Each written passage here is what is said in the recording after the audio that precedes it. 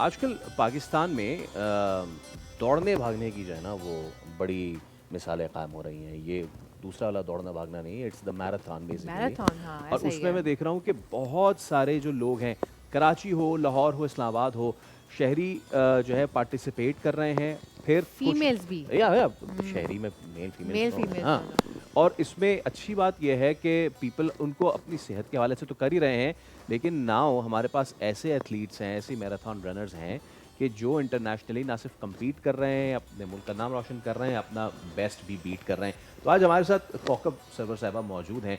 कौकब के जो फास्टेस्ट पाकिस्तानी हैं, जिन्होंने जो मैराथन हुई है टोक्यो मैराथन, उसमें इन्होंने अपना जो है बेस्ट भी इन्होंने बीट किया है। तो हम कौकब से मज़ीद बात कर लेते हैं, हम खुद आपको कितना कुछ बताएं। कौकब अस्सलाम वालेकुम, Assalamualaikum ji, thank you so Assalamualaikum. Much for coming. Thank you for having me. गाड़ी से ही आए ना?